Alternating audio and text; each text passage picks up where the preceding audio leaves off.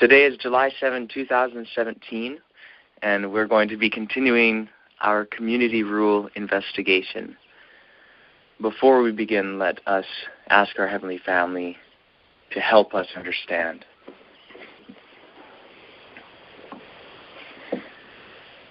Heavenly Family, Toda Lakal, thank you for everything.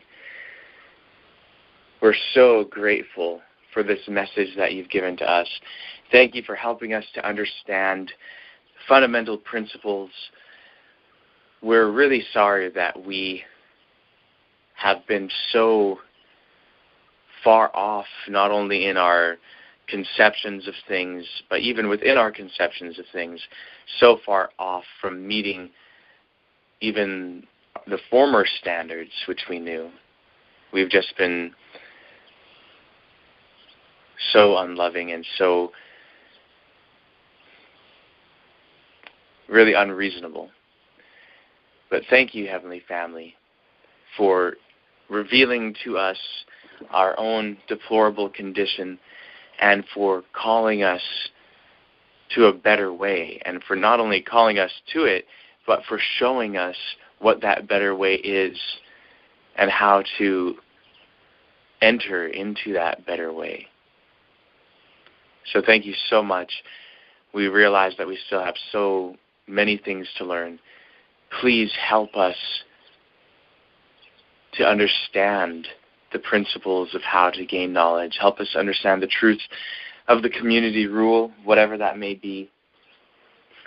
Guide us in this next part of our investigation, since I know it has certain aspects and problems to be solved that we do not yet know the answer to. So please help us to find the answers and to gain something, gain experience in the process of finding the answers. So thank you so much. Draw us together in love. We ask this, B'Shem Tzemach Huahi, in the name of Branch, he and she. Amen. Amen. Amen. All right, so as I mentioned, we'll continue our investigation of the community rule.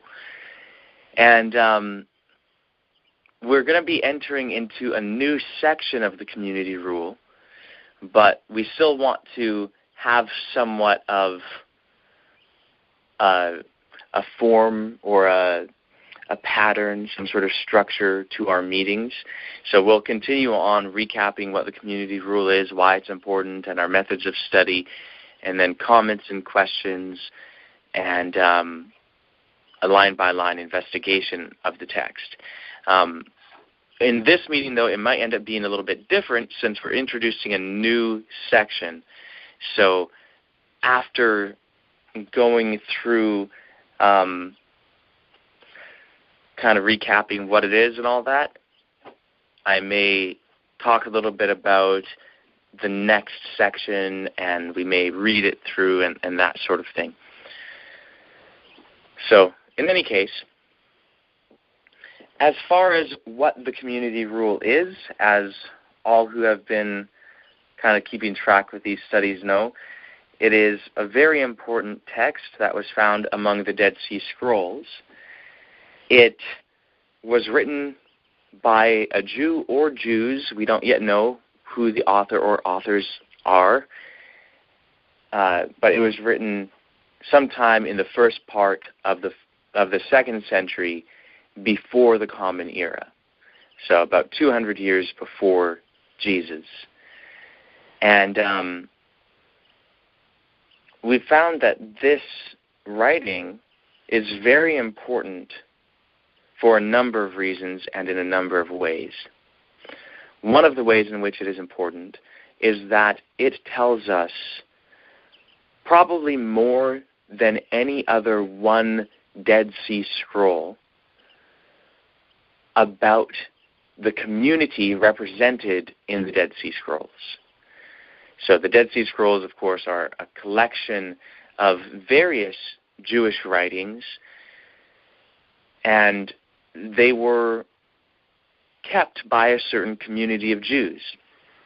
this community of Jews is known by most scholars as Essenes, though they do not themselves really use that name in the Dead Sea Scrolls. It seems to be perhaps a name used by outsiders for the community. At least we have no evidence for anything other than that. But this community of Jews was really an interesting group. They were one among many groups in the Second Temple period, and they were in many ways forerunners of the Jesus movement. So they're the ones who had the Dead Sea Scrolls, and the community rule tells us a lot about them. It tells us about their beliefs, their practices, their mission, their self-identity, their organizational structure. It tells us a whole lot. So it's important just even for that reason, but also this community being forerunners of the Nazarenes, the Jesus movement, it being the community rule, also tells us something about the Nazarenes. And in fact, when we compare the community rule with the writings of the Nazarenes, it is quite apparent that they were influenced by the community rule and the ideology represented therein. And in fact, it goes a step further. It's not just mere influence, because influence can mean quite a broad number of things. One could be influenced by another thing positively or negatively or in various different ways. I mean, obviously the Jews were influenced by the Romans. They didn't necessarily want to be influenced by the Romans, but they were. So it's not enough to just say that the community rule had an influence on the Nazarenes. It did have an influence, but it had a very strong influence, and it had a positive influence, something which they would consider to be positive, and it had an influence on the Nazarenes in a similar way to what the writings that we, or I should say many of the writings that we now find in the Hebrew Bible had an influence on them. So in other words, Isaiah had an influence on the Nazarenes. So did Daniel. So did Deuteronomy. Certainly Genesis, Exodus, Leviticus, Numbers, and a whole bunch of the books that are in what Protestants call the Old Testament. We don't know if this is true of all of the books in the Old Testament, because there's quite a number of books in the Old Testament that are not referenced in the writings of the Nazarenes. So we don't really know if all of them had an influence on them or not. In any case, we do know that the community rule did, in a way similar perhaps to Isaiah, though not necessarily the same. For one, we know that Isaiah was considered to be a product of inspiration by the Nazarenes. We don't know for sure whether the community rule was. We do know that the community rule was used. The Gospel of John certainly makes use of it. And also the Didache, the Epistle of Barnabas, the Odes of Solomon, and several other writings like Paul's letters, for instance. But the most direct ones that we know of are the Odes of Solomon, the Didache, the Gospel of John, and the Epistle of Barnabas. And you know, there may be others that it's even more evident than those, but those are the ones that are very clear in my mind. So they used the community rule, and they certainly considered the teachings advocated therein to be a divine message. And in fact, we'll say more than the Gospel of John, also the epistles of John, 1st, 2nd, and 3rd John, they certainly bear just as heavy influence from the community rule as do the other writings that I just mentioned. So perhaps we should include those in the list. And in fact, in 1 John, this is the message which we have been given, that God is light and in him dwells no darkness, etc., etc., etc. And it starts listing a whole bunch of things that are basically what we find in the community rule, especially in the section through which we just passed, that being the two spirits or the two ways. So certainly the Nazarenes considered that message that is represented in the community rule to be an inspired message. How they viewed the document itself, we do not know for sure, because we don't know what the document even claims for itself yet, and that's part of our investigation. Either way, the community rule contains the teachings, or at least some of the teachings, of the teacher of righteousness, who is the prophetic leader of the Qumran community, or the Dead Sea Scrolls sect. And the Nazarenes certainly considered the teacher of righteousness to be an inspired message from God, as is quite evident from how they handle the unique and original teachings of the teacher of righteousness. And so we've gone through that in many studies in the past, so I won't go through that again here.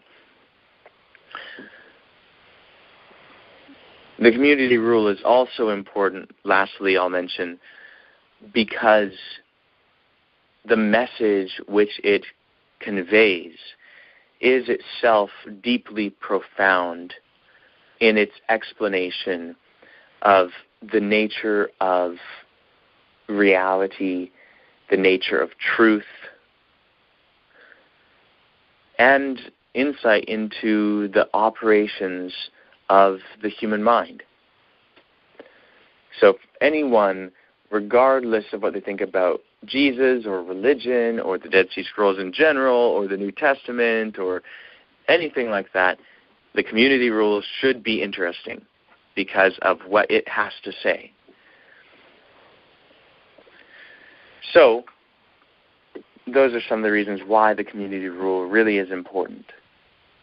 As to our methods of studying it, first, we want to understand it on its own merits, thus judging it according to what it actually says versus judging it according to a misinterpretation of what it says. And so in order to do this, we try very hard not to insert our own thoughts into it. And then what we want to do when we understand the claims that the community rule makes, we want to judge it according to its unique claims. And if its unique claims are true, and if it claims to be a product of inspiration, then we will accept it as such. On the other hand, if its claims are not true, even if some of them are not true, and it claims to be a product of divine inspiration, then we will reject the thought that it is a product of divine inspiration, and it will only be useful for other purposes, not necessarily for insight into righteousness and so on. So if it doesn't claim inspiration, that's a whole other ballgame. We will, at that point, study it in terms of what it can tell us of the history of the message of the teacher of righteousness and the development of the Qumran community, and how that may impact how one views the New Testament and Jesus and all of that. So in any case, it's really important. Just like the Gospels and the New Testament are very important, even though, so far as we are able to tell, at least 3 of them do not claim to be products of divine inspiration. All of them, however, claim to give a record, at least partially, of a message which they certainly viewed to be of divine inspiration, that being the message of Jesus. And also the message of John. So, no matter what, the Gospels are important, no matter what we do. So,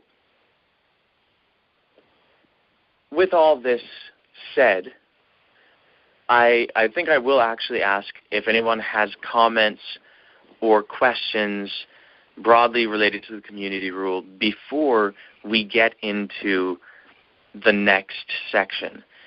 So broadly related questions could be anything in relationship to the community rule itself, or the community which is represented by the community rule, or our methods of investigating this overall topic.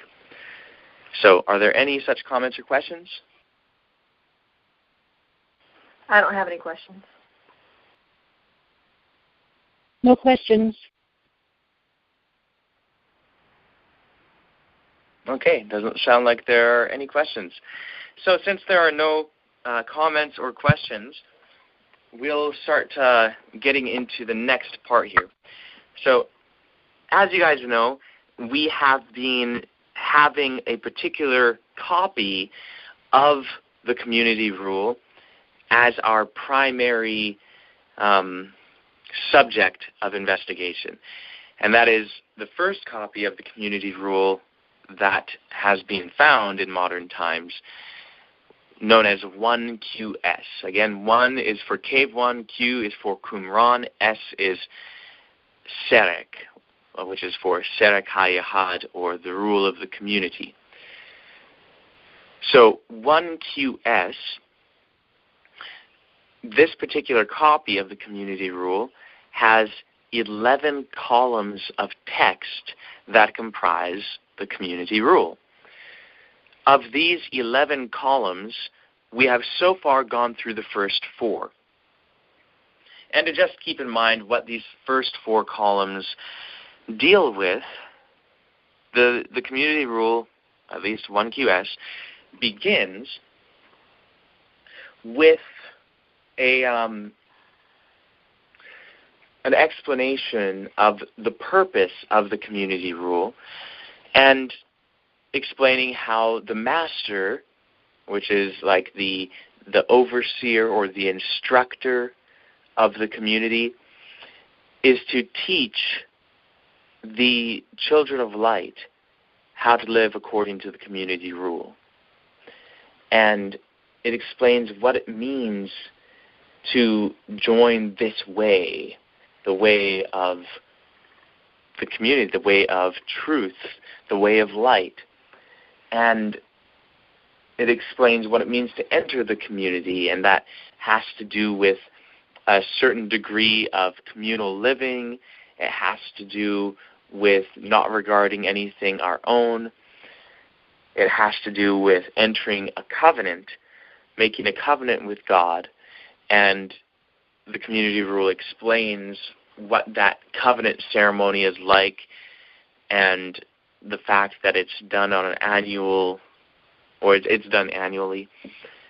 And it explains, a little bit of kind of the structure of the community, divided into thousands, hundreds, 50s, and tens.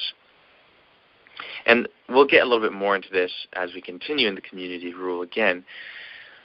But it explains all of that, and then it ends up discussing what may be the primary, or at least one of the primary, unique teachings of the teacher of righteousness. And that's this teaching of the two spirits, or the two ways. And really the way that the word spirits is used here is principles. There are two fundamental principles in the world, that of truth and that of falsehood. And there's an explanation of this whole paradigm of truth and falsehood, light and darkness, good and evil, righteousness and wickedness, the children of light and the children of darkness, etc., etc. This paradigm is explained perhaps more fully here than in any other place. And it's that whole section, the one that we just went through, is so incredible. And that's really coming to the end of that explanation of the two ways, is the end of column 4. And so the next part is column 5. Now, so far, our primary interest has been in reading 1QS, this particular copy of the community rule. At this point in our studies, we will have to get into some textual criticism. And I know we've talked about textual criticism on and off at various points throughout this entire message. But I'll mention basically what textual criticism is again, in case anyone here doesn't really remember, or it's not all that clear in your mind what it is, and also anyone listening to this later who is unaware of textual criticism. Textual criticism is the study of the existing manuscripts of a particular literary work and comparing them using rigorous and careful methods in order to find out the history of the text. In other words, let's say you compare all the manuscripts, and some of them have a different reading in a particular instance from others. Well, part of the work of textual criticism is to find out which one of those readings came first.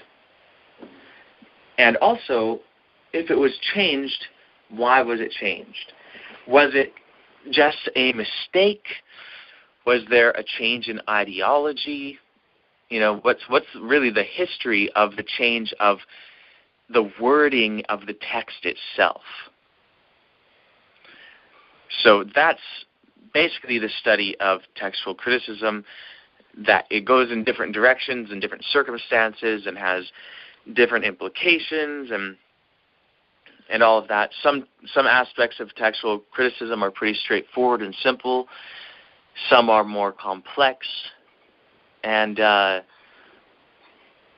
basically, textual criticism is really a necessary component of study when dealing with any text prior to the invention of the printing press, of which we have more than one copy. The reason why is because you don't really find copies of things in the ancient world that are exactly the same. In fact, there are over 5,000 manuscripts in Greek of books of the New Testament, and none of them are in absolute agreement with each other. Some of them are in very high agreement with each other. They have a high level of agreement, but none of them are precisely the same. Now, the community rule is a text for which we do have multiple manuscripts. And we'll go through some things. I'll read some things concerning the various manuscripts that we have for the community rule, and kind of we'll get to study how they relate to each other a bit and all that sort of thing. And we'll have to do a little bit of textual criticism, because once we get into column 5, there are differences. And if I remember correctly, 1QS is the only copy that has the contents of the first 4 columns preserved. I could be wrong on that. There might be some fragmentary bits of scroll that match the first 4 columns of 1QS. We'll have to look at that, and that's part of what we're going to do in these studies. At one point I knew the answer to that, but it's been a while since I've really looked at this. In any case, 1QS is the fullest copy, and some manuscripts of the community rule actually begin at what in 1QS is column 5. In other words, there are some copies of it that what we know as column 5 in 1QS is the beginning of the community rule. Why is that? Is it that the community rule is a composite document, and there was originally a text that just had what is in column 5 and onward to a certain point, and then later someone took that and took some other independent work and another independent work and then combined them into what we now know as 1QS? Is that the case? Or is 1QS really more of the original structure of the community rule, and people made extracts? So, I'm going to publish just this part of it, or I'm going to make a copy of just this part, and I don't really need to make a copy of that part, or I'll do them as separate scrolls rather than putting them together in one scroll. Those are all questions to ask. And then, of course, we'll have to ask, if it turns out that they were originally separate documents, were they separate documents by the same author or by different authors? If by different authors, was it a collaborative effort in which they were all involved and were all satisfied with the final product? Or is it that one person wrote a document, and then another person wrote a different document, and another person wrote a different document, and then maybe they even all died, and then someone later combined them all without the permission or awareness of one or more of the authors? Or is it that someone wrote a particular part of it, and then another person came and took that and deliberately added to it? These are all different possibilities. And, of course, if the community rule was originally various separate writings, well, then those things really are possibilities, and then we have to evaluate that. But if it turns out that 1QS is really kind of a fair representation of the original community rule, and some of these other manuscripts represent extracts, well, then, of course, it would all be written by one author, and that would be it. We wouldn't have to really go down some of those other roads, although one author has various elements of itself to deal with. Like, then we'd have to deal with, okay, well, what about the changes, the manuscript differences between some copies of column 5, as we'll call it, and other copies of column 5? Because there are differences in how these manuscripts are put together. And there are differences in the wording. Like, there are phrases that are in some manuscripts that are not in another. And the question is, was that a second edition by the same person? Or even if the community itself is a one unitary literary composition by a single author, was it someone else who came and just changed the wording in a few places?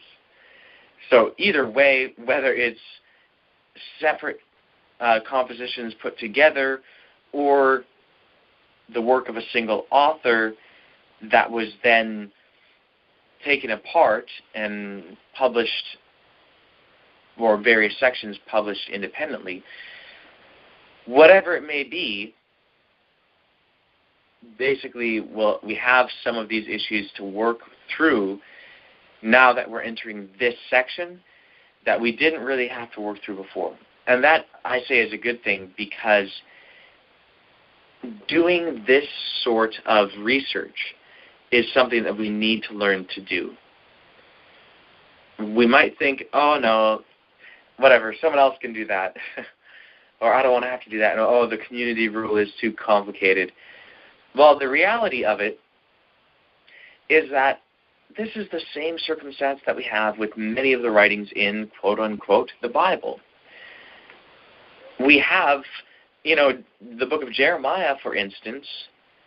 Some of the copies are 20% longer than some of the other copies.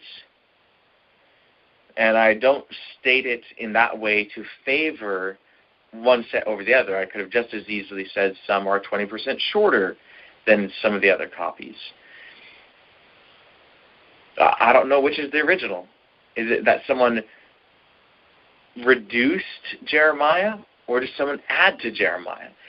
Either way, there's been addition or subtraction. Was it Jeremiah himself? Or was it someone else? You have those same questions in regard to Jeremiah. Obviously, as we've been finding, the history of the Pentateuch is quite complex. And then we have the synoptic problem in the New Testament. How do Matthew, Mark, and Luke relate to each other? The Gospel of John, some scholars say that it's not one literary unit, but rather it's a composite. People say the same for some of what we now think of as Paul's letters, or at least some of them. So in any case, I just wanted to mention that to say, let's not think that the community rule is some exception and that it has a more complicated history than some of the other writings. No, actually, it probably has a less complicated history than at least some of the writings, like the Pentateuch, for instance, because the Pentateuch, really, if the documentary hypothesis is correct, was written over hundreds of years by different authors and had more than one phase of editing, and really is quite the end result and has quite a complicated history. Now, if historians were able to discover the history of the Pentateuch, the community rule, we have a far shorter period of changes taking place, and it doesn't appear to be near as complex as something like the Pentateuch. And so, for that reason, let's not be overwhelmed by it. Let's not think it is too complicated or difficult for us to discover the history of the wording of the community rule and the implications of such a history. So I guess the wording and also the composition, those are kind of two different elements, both of which are very important. So, with that said, I'm thinking that we'll read part of what we have here in column 5 of the community rule, and maybe we'll read the full column plus some in order to kind of get an idea of what the next section looks like. And then perhaps some of the things that I'll do is I could read to you guys from some books that I have that deal with the various manuscripts. I'll mention something that I have been blessed to obtain. It is a book known as, well, it's actually part of a series published by the Princeton, let's see here, it's the Princeton Symposium on the Dead Sea Scrolls, and it's edited by James Charlesworth. It's actually, the Princeton Theological Seminary Dead Sea Scrolls Project, edited by James Charlesworth. And there's a whole series where basically they publish critical editions of the Dead Sea Scrolls. And this is the first volume, and it's called The Rule of the Community and Related Documents. And it starts out, with there's a preface and a foreword and all of that.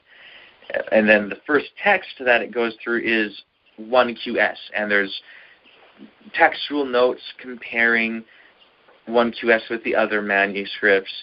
And then there's the K4 fragments of the community rule, and there's a possible fragment of the community rule from K5, which it gives a translation of, and then it goes into the other separate literary works that are related to the community rule. But basically, the first 100 pages of this is basically a translation of the various 50 scroll fragments of the community rule. So it'll be nice for us to go through some of this. It's a useful resource for sure. So, are there any comments or questions on any of this before I read column 5? Does everyone understand what textual criticism is, and are you all clear on some of these aspects of what we need to go through? Yeah, that was good. We don't have any questions. Same here. Okay, excellent. All right, so I'll start with just reading the translation by Geza Vermes, because it is the one which we all have available to us pretty much. And I have not gone through column 5 comparing the various translations as I have with the first 4 columns. So for the most part, I'll be reading it as it is in Vermes's translation. There will be a few things that I will read differently, such as the word injustice. He has injustice, others have falsehood, and I think falsehood is more accurate. In any case, 1QS column 5. And this is the rule for the men of the community who have freely pledged themselves to be converted from all evil and to cling to all his commandments according to his will. They shall separate from the congregation of the men of falsehood, and shall unite with respect to the law and possessions under the authority of the children of Zadok, the priests who keep the covenant, and the multitude of the men of the community who hold fast to the covenant. Every decision concerning doctrine, property, and justice or righteousness shall be determined by them. They shall practice truth and humility in common, and righteousness and uprightness and love and modesty in all their ways. No man shall walk in the stubbornness of his heart, so that he strays after his heart and eyes and evil inclination. But he shall circumcise in the community the foreskin of evil inclination and of stiffness of neck, that they may lay a foundation of truth for Israel, for the community of the everlasting covenant. They shall atone for all those in Aaron who have freely pledged themselves to holiness, and for those in Israel who have freely pledged themselves to the house of truth, and for those who join them to live in community and to take part in the trial and judgment and condemnation of all those who transgress the precepts. On joining the community, this shall be their code of behavior with respect to all these precepts. Whoever approaches the council of the community shall enter the covenant of God in the presence of all who have freely pledged themselves.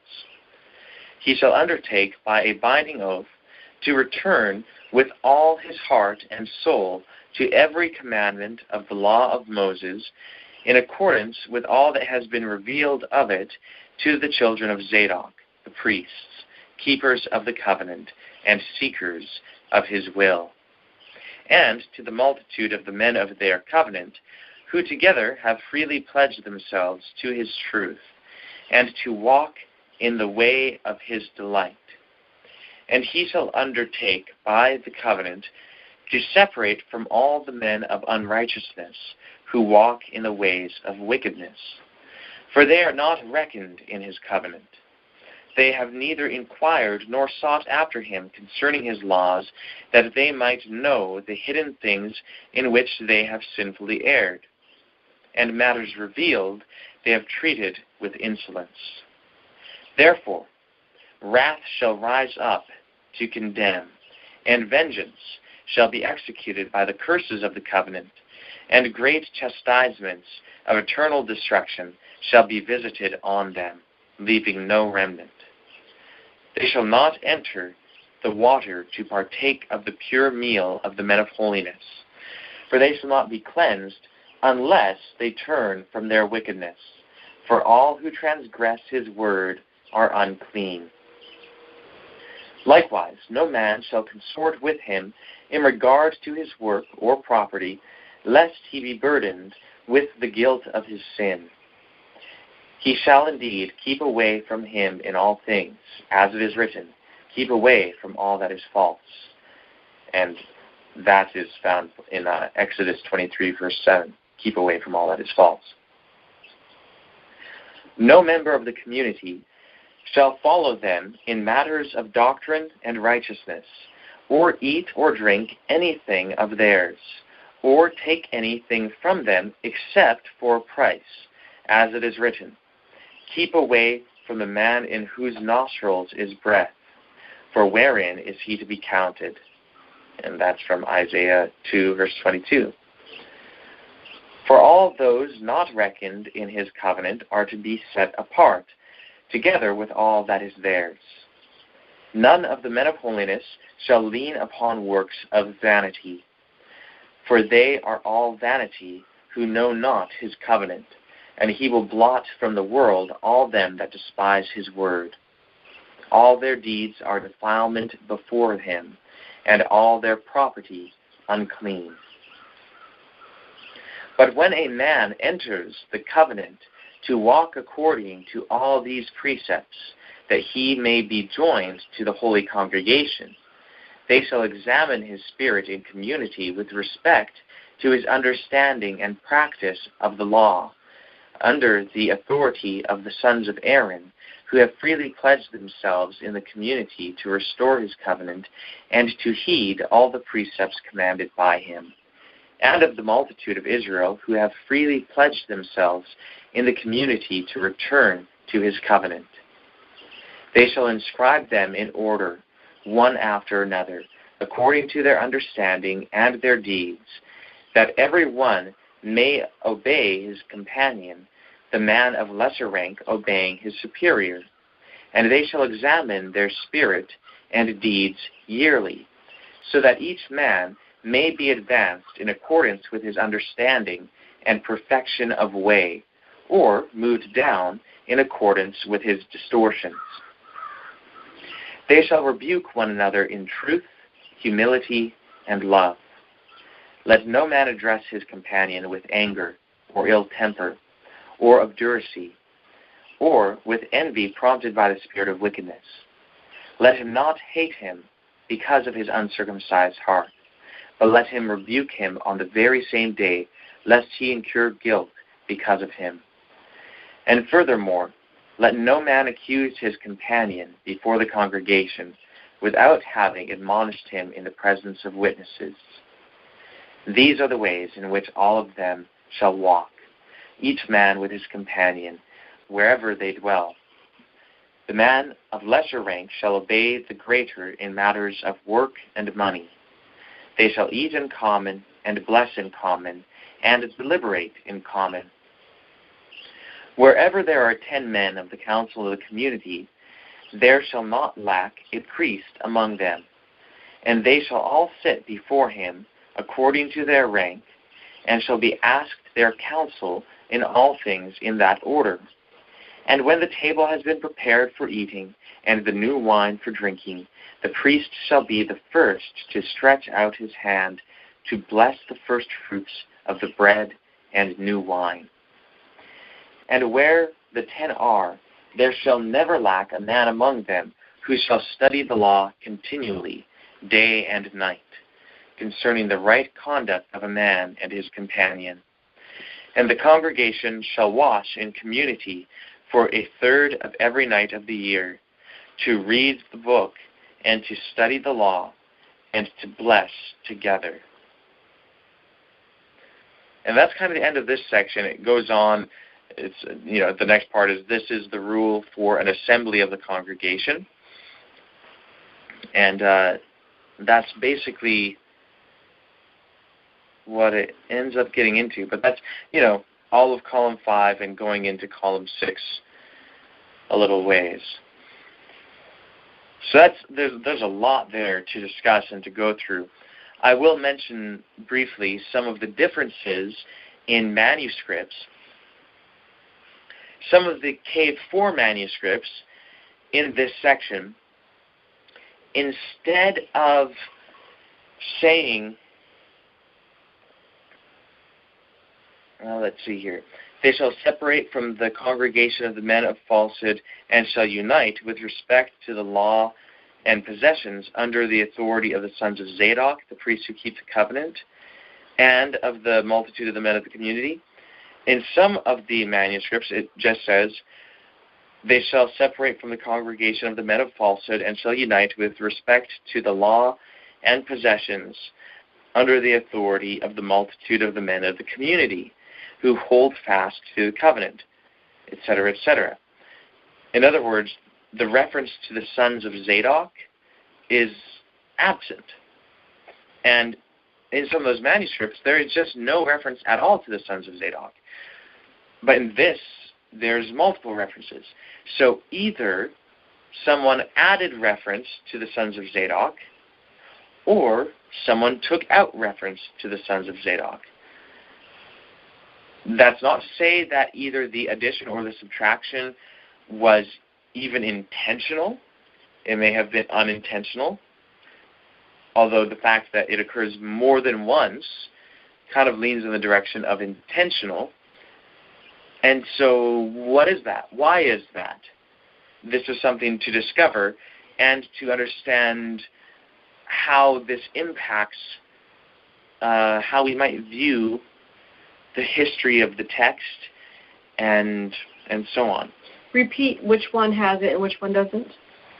1QS has the sons of Zadok references, whereas the Cave 4 manuscripts, or at least some of the Cave 4 manuscripts, and this is something that we'll have to look into in more detail to really get a handle on what the various manuscripts say. But in Cave 4, there are manuscripts which have the same stuff here, other than they don't have reference to the children of Zadok. And there are other differences as well with the Cave 4 manuscripts. So, we have to understand things like, what is the dating of each of these individual manuscripts? What is all about? Or what are the differences between them and the history that they entail? So I'll read you some now of what a Cave 4 manuscript says. This is 4QSD is what it is known as, otherwise 4Q258. And this is covering the same content of the first 20 lines, at least starting with the first 20 lines, of 1QS column 5. So column 1, line 1 of this is the same as column 5, line 1 of 1QS. However, there are differences. So notice this. Teaching for the master concerning the men of the law. Or, another way to translate this is the master who is the superior of the men of the law.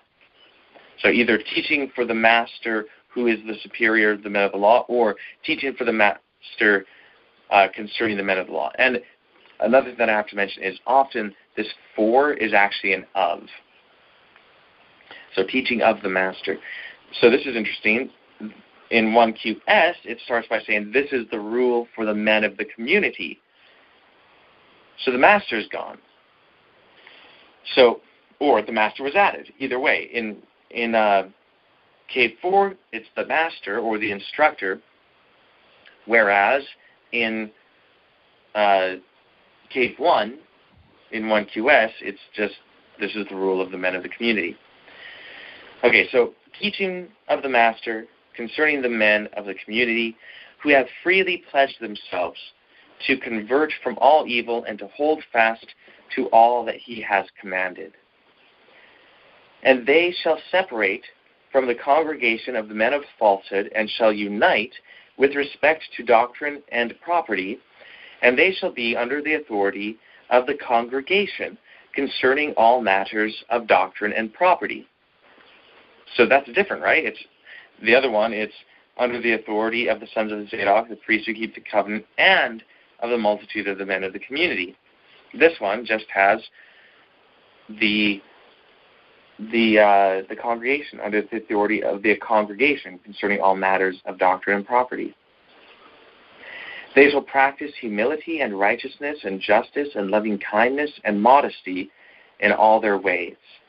And no man shall walk in the stubbornness of his heart so as to stray. He is rather to lay a foundation of truth for Israel, for the community, for all those who have freely pledged themselves to holiness in Aaron, and to a house of truth in Israel, and for those who join them for a community. Whoever enters the council of the community shall undertake by binding oath to return to the law of Moses with all his heart and soul, to all that has been revealed from the law. And whoever enters the council of the men of the community shall separate from all the men of unrighteousness. ... He shall not touch the purity of the men of holiness. He shall not eat with them in community, and no one of the men of the community shall follow their decision in any doctrine and judgment. And ... of work. No one from the men of holiness shall eat ... And they shall not lean upon works of vanity, for they are all vanity who do not know his covenant, and all who despise his word he will blot out from among the world. All their deeds are defilement before him, and all their property unclean. ... Gentiles, ? So perhaps it's not actually Gentiles. And they shall pronounce oaths and execrations and vows. But when a man enters the covenant according to all these precepts, that he may be joined to the holy congregation, they shall examine their spirit in community among themselves concerning their understanding and their practice of the law under the authority of the children of Aaron, who have freely pledged themselves to restore his covenant and to heed all the precepts commanded by him, to be practiced by the multitude of Israel who have freely pledged themselves to return in common.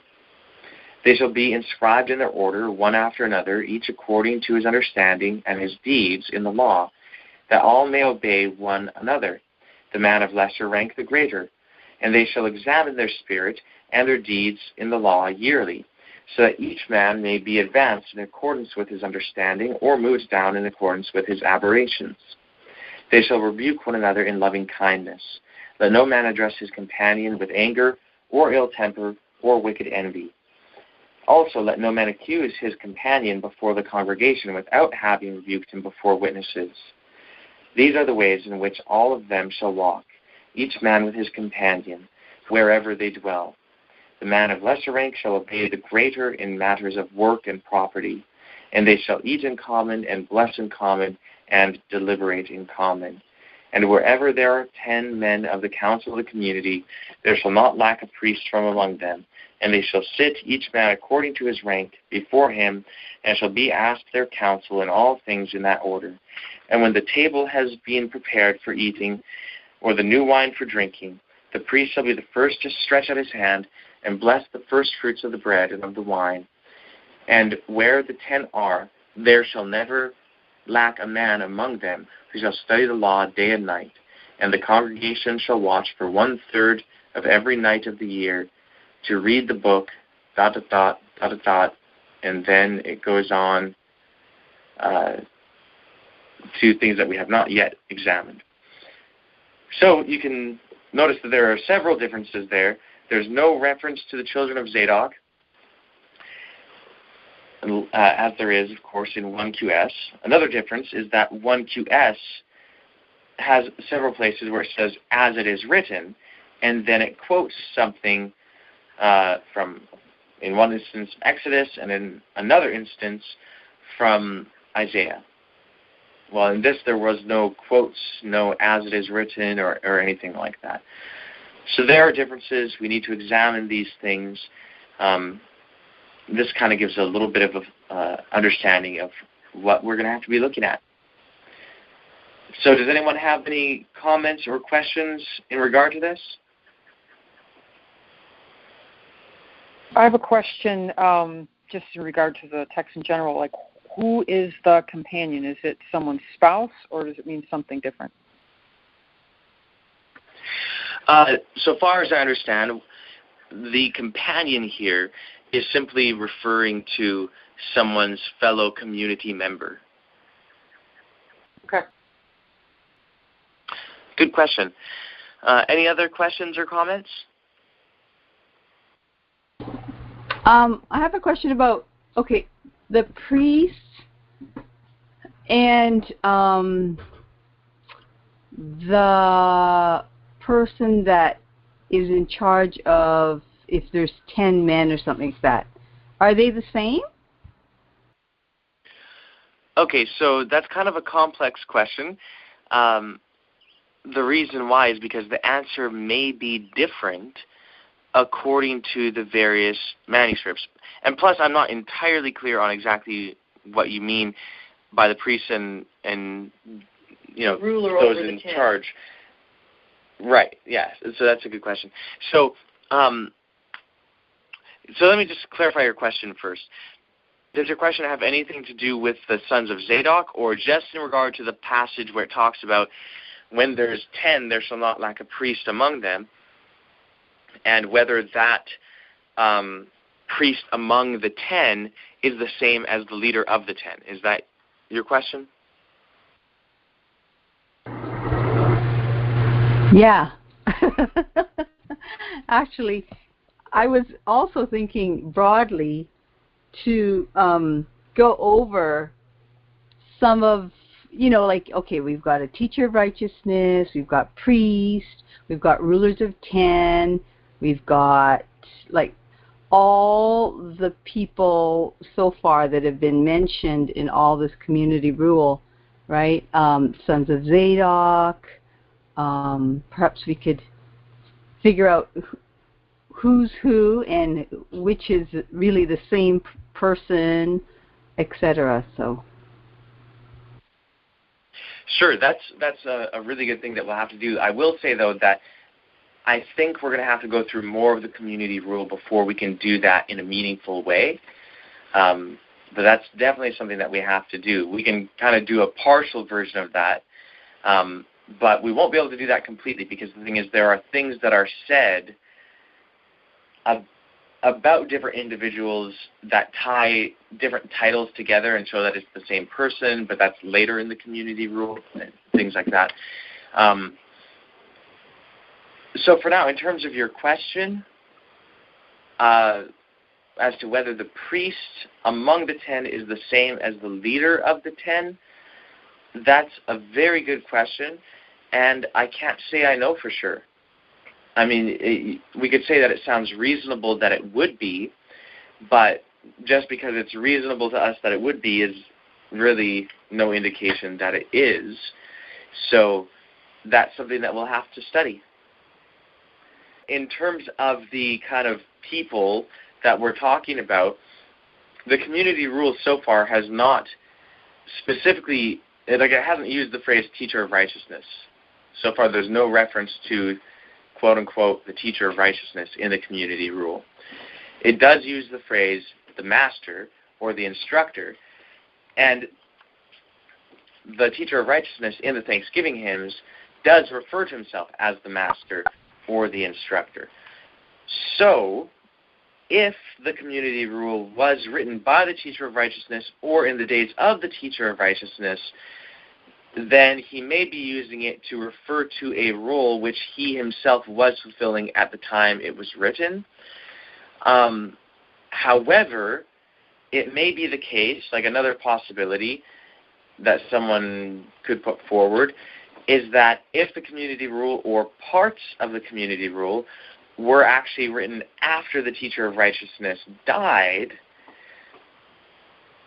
and let's say the master was supposed to be an inspired leader, just like the president in the Davidian movement is supposed to be a prophet, maybe the master was supposed to be a prophet, but maybe the community did the same thing that Davidians did and said, okay, well, we need to have a president or we need to have a master.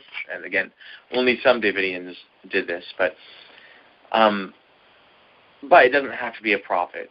So if that's the case, and if this was written after, then, quote-unquote, the master would not be equivalent to the teacher of righteousness, even though it should have been.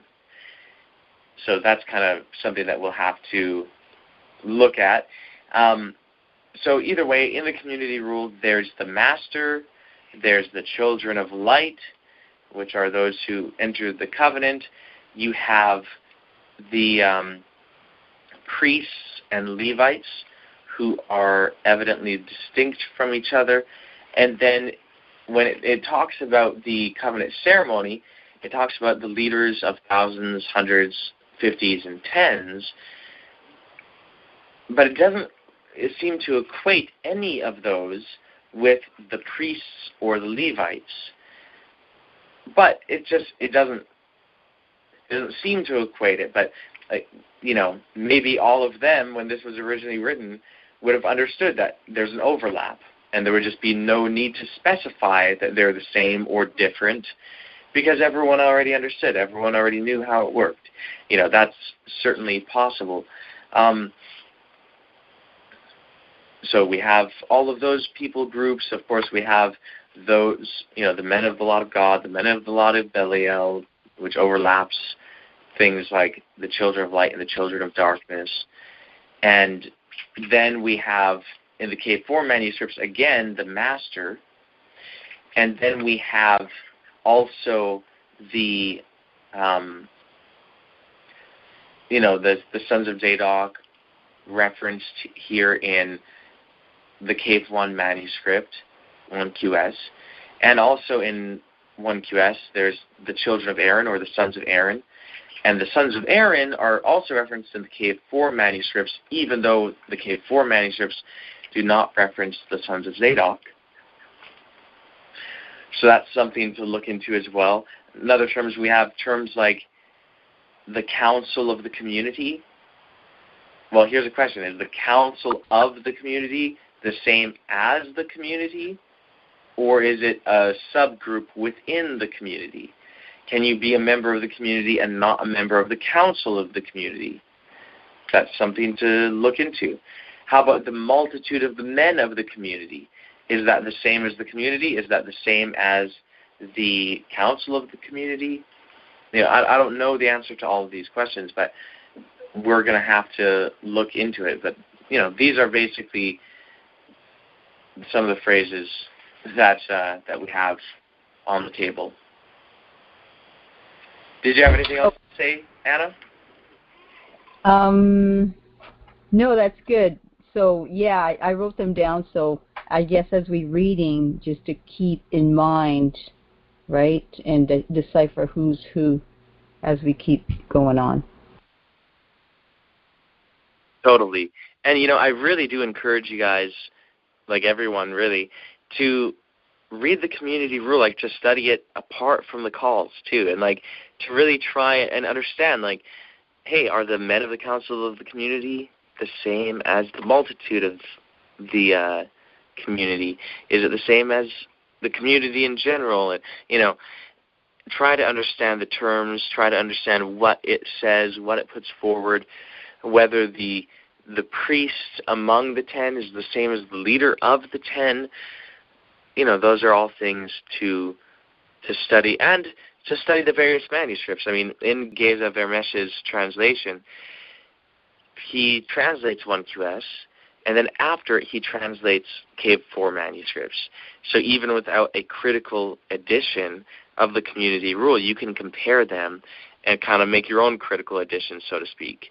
You can take note of the differences, and you can ask, well, does one of these manuscripts represent a more original copy, and why?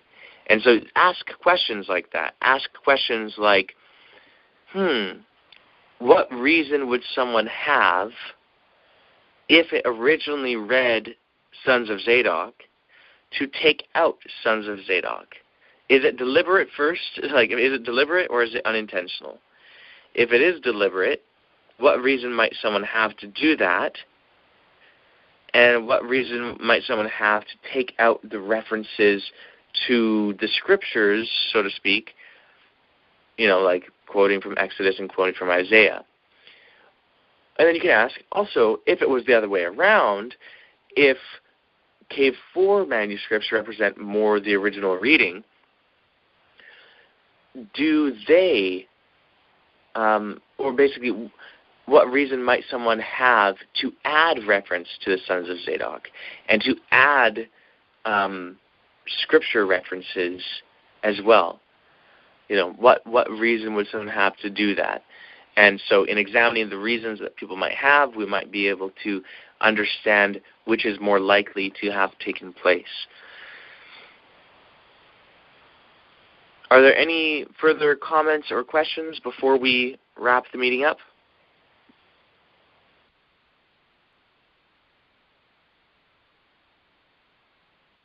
All right, well, I think we'll end the call for tonight then, and we can continue on this tomorrow night. Would anyone like to thank our Heavenly Family? I will.